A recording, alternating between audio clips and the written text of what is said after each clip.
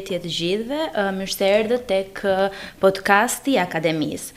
Sot kam kënaqësinë të kem pranë meje zonjën Melisa Peri dhe profesor Besnik Baraj, të cilët do të flasin në lidhje me konkluzionet e konferencës ndërkombëtare të katërt, në lidhje me Shëndetin Publik dhe Mjedisin. Mirë se erdhët. Mirë ju gjeta. Faleminderit.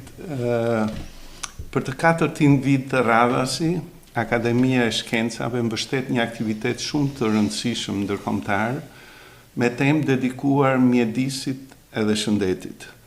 Në këtë organizimin e këtij takimi ndërkombëtar, një rol të rëndësishëm ka luajtur profesoresh Melisa së bashku me akademik Sulqebe dhe Ilia Mikerezi, ku janë përfshirë dhe dy njësi të Akademisë Shkencave, qendra biologjike dhe njëkohësisht edhe njësia e ujrave, të cilat kanë bashkërenduar tematikat e këtyre fushave kaq të rëndësishme siç është mjedisi dhe shëndeti, dhe rëndësia është e jashtëzakonshme, të gjithë e dimë këtë. Dhe kjo lidhet së pari me faktin se në Shqipëri, për fat keq, në këto 30 vjet, problematika mjedisore ka qenë vërtet kritike dhe shoqëria shqiptare ka patur sensibilitete jo të larta, jo në nivelin e duhur për mbrojtjen e mjedisit. Jo vetëm shoqëria shqiptare në tërësi, por veçanërisht edhe media, edhe në rrafshin politik, ne kemi shumë raste në të cilat realisht nuk është bërë ndërhyrja e duhur. Dhe shëndeti, sigurisht njerëzit kanë sensibilitete, por shpesh herë është dhe një problem kulturor për të kujdesur për të dhe njëkohësisht edhe për ta lidhur me aspekte të tjera siç është mjedisi. Mjedisi edhe shëndeti janë tema jashtëzakonisht komplekse dhe për këtë duhet që patjetër të bëhen bashk ekspert të fushave të ndryshme. Nuk mund ta zgjidh një problem mjedisor apo shëndetësor vetëm një ekspert i vetëm. Duhet patjetër të bashkërendohen forcat dhe njohuritë e shumë ekspertëve, biologëve, kimistëve, mjekëve, gjeografëve, juristëve, njëkohësisht se ka të bëjë dhe me aspekte të adoptimit të legjislacionit të Bashkimit Evropian në lidhje me shumë aspekte të mjedisit, cilësisë ujit, cilësisë ajrit, sigurisë ushqimore e tjerë. Dhe kjo konferencë, e katërta konferencë që organizohet, praktikisht tregoi tamam bashkërenditjen dhe solli bashkë të gjithë këto fusha dhe doli shumë qartasi se është e domosdoshme bashkëpunimi për të arritur në përfundimet e duhura. Unë jam i bindur se falë mbështetjes së Akademisë Shkencave, falë edhe profesoresh Melisa Peri, e cila ka qenë si thuaç themeluese bashkë me doktor Sulqebeun të organizimit të kësaj konference, ne do ta vazhdojmë këtë duke e çuar në standarde edhe më të larta.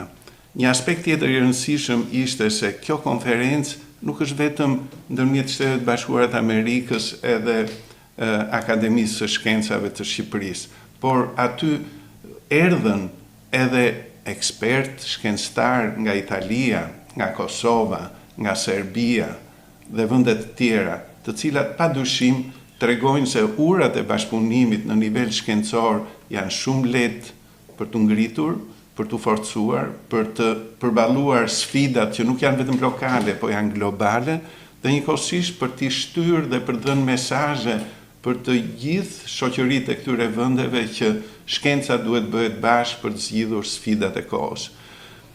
Konferenca arriti në disa përfundime të cilat unë do t'i jap fjalën të nderuarës profesoresh Melisa Peri për t'i ekspozuar. Fjala është për ju, profesoresh. Faleminderit shumë. Faleminderit. Thank you once again for being with us. So, can you take us back to the beginning? How did this conference first come about, and what need was it to create it, to meet? Sure. I think we, as colleagues in science and in research, came to understand how important this opportunity is for Albania. And it was really through the goodwill and the collaboration and the passion of excellent colleagues like Professor Baraj, like Professor Genci Solchebe, like the other members of the academies that said, this is very, very important to provide perspective and to provide awareness and also a forum to come together to discuss the critical intersection between the environment and public health. And so that started well over 4 years ago, and here we are 4 years later, still gathering and exchanging science and information, and also envisioning a very strong sustainable future for Albania. Thank you. Who stood out to you most about the meeting, scientifically, professionally, or personally? I was so delighted by the excellent presentations. I was so delighted by the variety and the multidisciplinarity of the experts that came to present and to share their information. I was very, very inspired by the vision that our scientists are showing as it relates to where things are going in understanding air pollution, understanding water quality, understanding the health and safety of the food in Albania, understanding how individuals and workers are exposed to chemicals, and also understanding the impacts of climate change. I was deeply inspired and really impressed by the excellence of scientific information and also the hard work that so many Albanian scientists and other scientists have done in order to draw attention and to better understand how we can continuously improve these situations for Albania and beyond. Thank you. I saw a large number of participants here in this conference, but what kind of scientists, public health professionals, physicians, environmental experts, students were part of the conversation, and where did they come from? Indeed, that was one of the especially powerful aspects of the conference, is that we had physicians, we had nephrologists, we had gastroenterologists, we had physicists, we had epidemiologists, we had occupational health specialists. We also had biologists, a number of biologists presenting very fascinating work. We had a dentist presenting important work about overall dental health and environmental circumstances for children. It was so gratifying to see this variety of scientists, so many of whom have been dedicating their lives to drawing attention to health and well-being and the scientific basis for environmental health. And here they were coming to share and explain the research that they do, the critical research that they do. In addition to the professors, the scientists, we also had some policy experts here to explain a vision forward for water policy for the EU. And then we had students, which is critically important in ensuring that they too understand their role and their opportunities and become inspired by science and also become inspired about continuously contributing to a better environment and a better healthy future for all. Thanks. Looking across the program, what were the major environmental and public health themes discussed this year? Indeed, I would say again, I get the pleasure of coming each year. And so each year I can see it's like a yardstick, it's like a measure of progress and advancement. And so what I really noticed this year were some major themes that so many of the scientists and the practitioners were really agreeing upon and converging around. So one of the first critical themes that is indisputable is that air quality is of major importance and concern in Albania, and that Albania needs better monitoring and better investment in understanding what is the quality of the air every day, every month, every year, and what are the ways in which we can put in protections that will reduce air pollution. So that was a major theme, the safety of air. Another major theme was the safety of water, that we had hydrologists, we had atmospheric scientists, we had water analysts, exposure assessors, explaining that there are a variety of different contaminants that make their way into the water supply that we can identify, we can measure, and ultimately we can prevent. So that was another major theme and area of agreement. A third had to do with food safety. Albania has had a phenomenal, healthy, delicious, nutritious food supply. And over time, there have been a variety of sources of intrusion, if you will, that have impacted the health and safety of the food supply.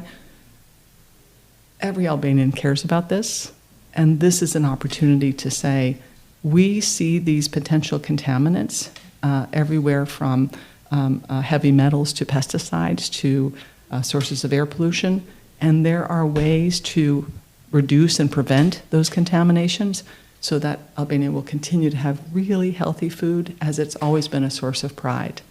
Another had to do with agriculture in general and sustainable agriculture rather than high productivity, high chemical agriculture. And then finally, the attention to climate change as well, and understanding how cross-cutting climate change is for all countries, including in Albania. Before I'm asking this question, I just want to congratulate to you for the nice presentation that you did related to artificial intelligence. And for listener who may be newer to this topic, why does artificial intelligence belong in a conversation about public health and the environment? Yes, excellent question. I really enjoyed doing that presentation because I was pretty sure that the audience would be interested. The whole world is waking up to artificial intelligence. There are so many perspectives to understand.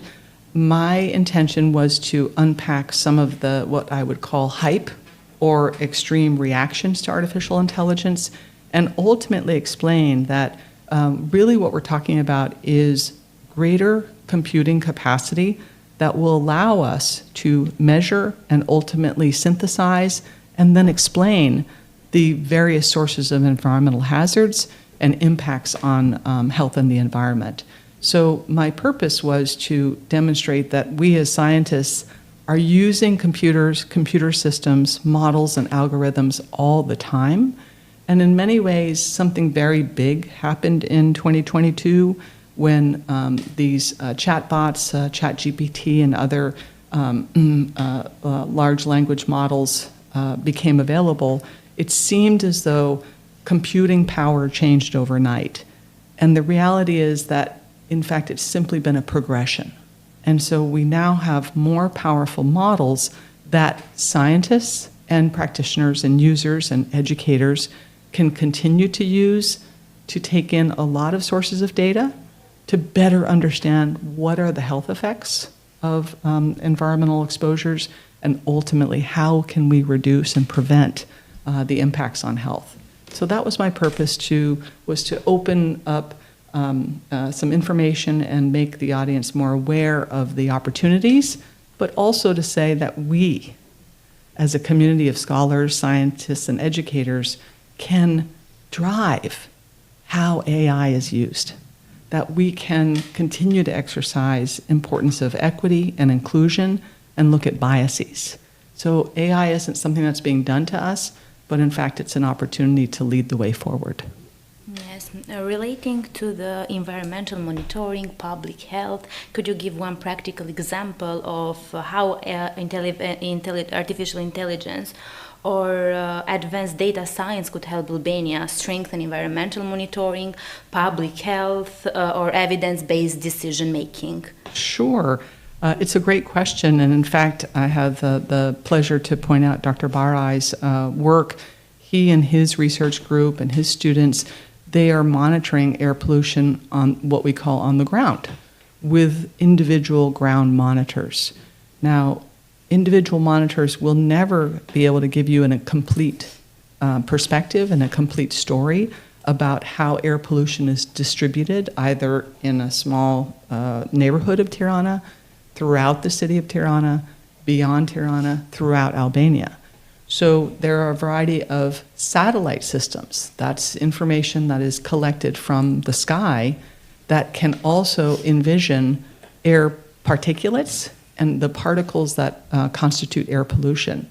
Imagine being able to take all satellite information and integrate it using AI systems and the ground monitoring information to create a comprehensive picture of what are the levels of air pollution, what are the levels of particles, what are the particles, and ultimately how are they influencing individual well-being, including respiratory health, chronic disease, cancer, and other conditions that are exacerbated by air pollution. So there's a great example where AI can really help to integrate and synthesize those sources of data. Albania is also advancing its European integration goals. How does serious attention to environmental health, public health infrastructure, monitoring, food, water safety, and scientific capacity help strengthen Albania's readiness and credibility as a future European member? Yes, it's a very important intersection. I've been deeply impressed and inspired by Albania's commitment and energy and motivation to advance the many systems within the country, whether or not they be legal, economic, policy, environmental, and health, towards standardization per directives and expectations from the EU.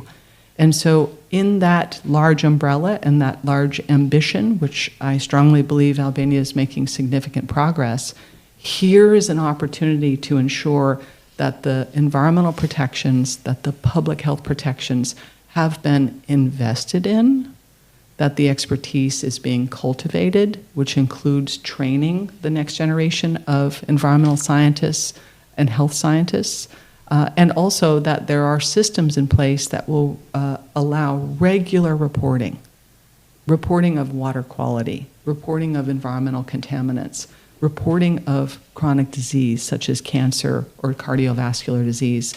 Those systems are essential, and the EU is saying to be a member, you will need to provide the regularity and standardization for those systems as much as the other members of the EU.